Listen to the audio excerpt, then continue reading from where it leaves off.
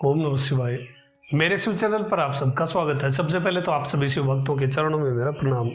ज्येष्ठ मास प्रारंभ हो चुका है और भृंगीरटी संहिता में 12 मास हर मास के लिए शिवलिंग पूजा के बारे में बताया हुआ है, किस प्रकार से भगवान शिव की कृपा प्राप्त करनी चाहिए और सहस्त्र नाम का पाठ अवश्य ही करना चाहिए। ज्येष्ठ मास के लिए भृंगीरटी संहिता में वर्णित है, ज्येष्ठे तो त्रिफले पक्वे, अर्थात ज्येष्ठ मास में त्रिफल अर्पित करना चाहिए। पके हुए त्रिफल, इन 3 फलों में कोई भी फल आप ले सकते हैं जो इस सीजन के अकॉर्डिंग ज्येष्ठ मास में जो उपलब्ध होते हैं वो फल आप भगवान पर अर्पित कर सकते हैं। वैसे चिदम्बरम में मैंने बात की तो वहाँ पर पता चला कि 3 जो प्रमुख फल ज्येष्ठ मास में अर्पित किए जाते हैं वो हैं केला, आम और कटहल।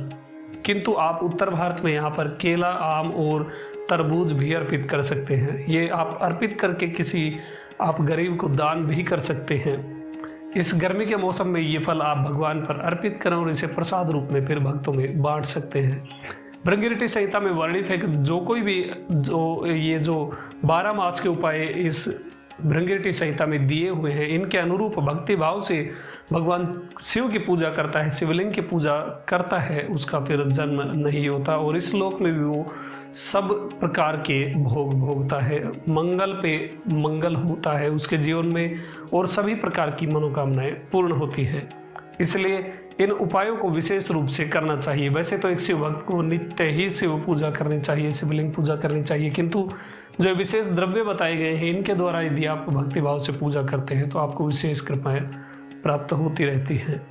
तो ये था उपाय ज्येष्ठ मास का। ज्येष्ठ मास में आप 3 फल, कोई भी 3 फल आप अर्पित कर सकते हैं।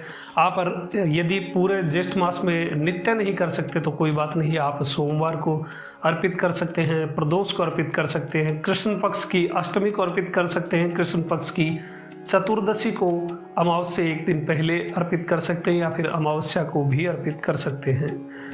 जब आपकी इच्छा हो तब आप इन विशेष तिथियों पर आप ये 3 फल शिवलिंग पर अवश्य अर्पित करें और हो सके तो इसका दान पुण्य भी आपको अर्जित कर लेना चाहिए। शिव भक्तों में या गरीबों में इन फलों को दान कर देना चाहिए भगवान शिव पर अर्पित करने के बाद। अभी तक के लिए इतना ही। आपका दिन शुभ हो। ओम नमः शिवाय।